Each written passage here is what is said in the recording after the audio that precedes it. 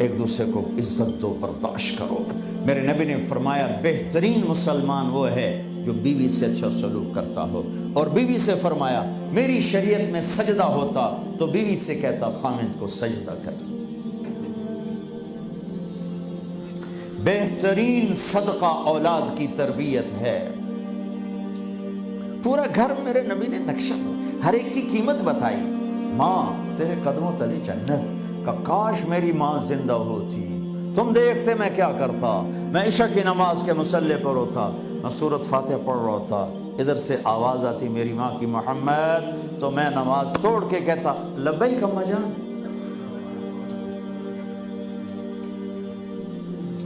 باپ کا تیرے جنت کا دروازہ ہے، باپ تیری جنت کا دروازہ ہے، کھولنا توڑنا نہیں، کھولنا توڑنا نہیں،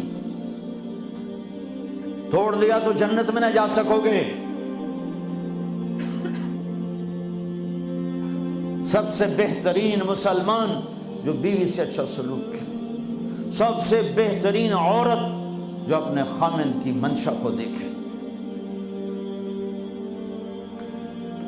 پھر آپ نے ایک عجب بات فرمائی جو معاشرے میں بہت بوجھ بنتا ہے جس کا، ہاں بھائی تمہیں ایسا صدقہ بتاؤں جس سے بڑھ کے کوئی صدقہ نہیں، تمہیں ایسا صدقہ بتاؤں جس سے بڑھ کے کوئی صدقہ نہیں۔ انہوں نے کہا جی کیا؟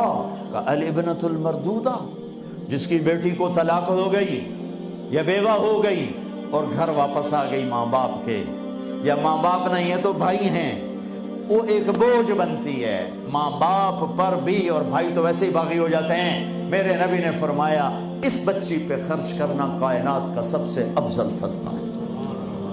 گھر، ایک گھر کیسے چلتا ہے؟ ہمارے ہاں پنجاب، سندھ، بلوچستان سرحد میں بہنوں کو وراثت میں کوئی حصہ نہیں ملتا، سب بھائی کھا جاتے ہیں۔ میرے نبی نے فرمایا جس کو اللہ نے 2 بہنیں دیں اس نے ان کا حق ادا کیا، شادی کی حق ادا کیا۔ ماں باپ کی وراثت میں سے ہوتا ہے، اگر میں نے کو خود کمایا ہے اس میں بہنوں کا حق نہیں، ماں باپ سے اگر 1 روپیہ بھی آیا ہے تقسیم کیا جائے گا۔ جس نے بہنوں کا حق ادا کیا، شادی کی حق ادا کیا، اس پہ جنت واجب ہو گئی۔ جس کو اللہ نے 3 بیٹیاں دی، اس نے ان کی ڈولی اٹھائی، وہ جنت میں میرے ساتھ یوں ہوگا۔ ایک بولے اگر 2 ہوں، کہ جس نے 2 بیٹیوں کی شادی کی وہ بھی ایسے ہوگا۔ اللہ بھلا کرے۔ ایک صحابی کا کہ جس کی 1 ہو، کہ جس کی 1 ہے، اگر اس نے اس کو عزت سے رخصت کیا تو وہ بھی میرے ساتھ ایسے ہی ہوگا۔ پھر کئی بچیوں کو طلاق پڑی ہے کہ اس کو بیٹا نہیں ہوتا۔ یہاں آنے سے پہلے کا واقعہ، پنڈی سے بچی رو رو برا حال اس کا، میں تو فون سنتا ہی نہیں ہوں ایسے کہ میرا تو کلیجہ پھٹ گیا ہے۔ ہے کہنے لگی کہ سسرال نے کہا تھا بیٹی ہوئی تو طلاق دے دیں۔ میں نے کہا اس میں میرا کیا قصور ہے، اور بیٹی ہی ہوئی اور مجھے طلاق پڑ گئی، اور میں گھر آ گئی 22 سال کی عمر میں۔ بیٹی دینے والا اللہ اور ظلم کرنے والا سسرال۔ میرے نبی کو اللہ نے بیٹے دے کے اٹھا لیے، قاسم اٹھا لیے، عبداللہ اٹھا لیے، ابراہیم اٹھا لیے، 4 بیٹیاں دی، 3 زندگی میں اٹھا لی، زینب، ام کلثوم، رقیہ، تینوں آنکھوں کے سامنے چلی گئیں۔ فاطمہ سے نسل چلی، آپ نے فرمایا لوگوں کی نسل بیٹے سے چلتی ہے، میری نسل میری بیٹی فاطمہ سے چلی۔ اس لعنت کو دھویا۔ عورت کا کیا قصور ہے اگر اس بیچاری کو بچیاں ہو رہی؟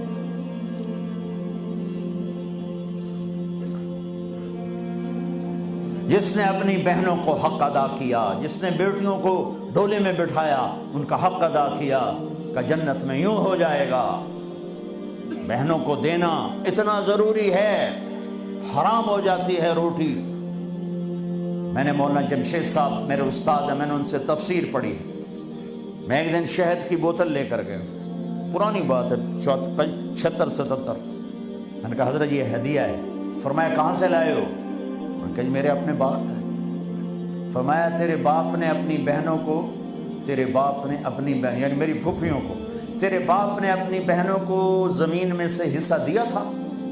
یہ سوال کیوں کیا؟ 10 روپے کی شہد کی بوتل تھی اس وقت، کہ اگر دیا تھا تو یہ میں لے لوں گا، اگر نہیں دیا تو پھر یہ حرام ہے، میں نہیں لوں گا، یہ مطلب تھا۔